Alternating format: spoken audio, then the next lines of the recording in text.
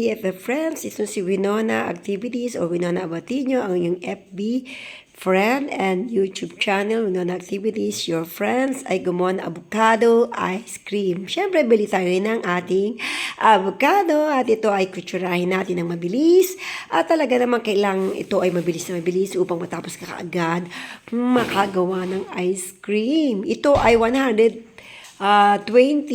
at kulang-kulang 3/4 siya dahil ang isang kilo ay 220 pesos. Kung bibili kayo ng avocado, kailangan na mix na ipuin nyo ito ay makinis upang hindi maugat ang inyong avocado. Kailangan sa balat pa lang ay makinis na siya. So, i-mix na natin to kasama ang salt cream. At talaga namang mabilis ang gawa tayo dahil tayo may trabaho pa. Kaya ganito ang aking aura. Napakaganda. Dahil after makagawa ng ice cream, ako ay papasok. So, i-mix well natin. After that, na mix well, kailangan ay checkin yung maigi kung may buo-buo pa.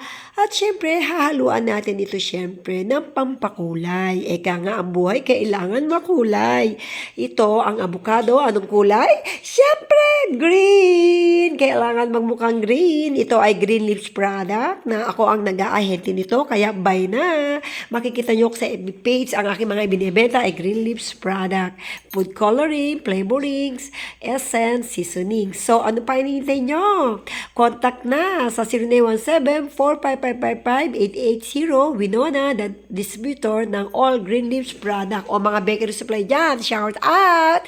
Ito si Winona. Just call me sa Messenger Winona Abatino and Wintino so I can supply any brand of Green Leaves products. Yan. Any products, seasoning, flavorings, essence, and liquid food color.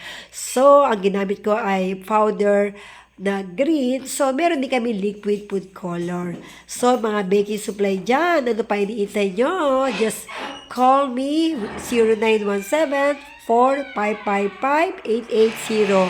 Your friend BFF Winona Activities.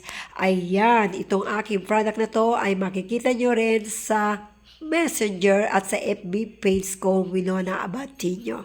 Just follow me and I will follow you. Ayan, ready na po tayo gumawa ng ice cream.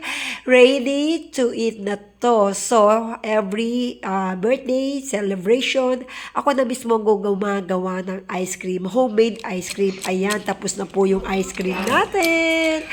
At ready nang kainin ito sa bahay. So, actually, kaya ako gumagawa ng ice cream. After meal ay meron kaming dessert na ice cream. Kasi lalo na pag isda o ginataang isda o nilagang baka ay medyo malansa. So, we need dessert. So, hindi lang ako tuwing may birthday gumagawa. Kapag sinipag ang inyong BFF friends gumawa ng ice cream, gawa lang ng gawa. Next gawa ko ay mango ice cream. So, meron din tayong mga food coloring liquid at powder ng 9 colors, pink, yellow, blue, black, red, orange, green, at violet, at brown. So, thank you so much, BFF!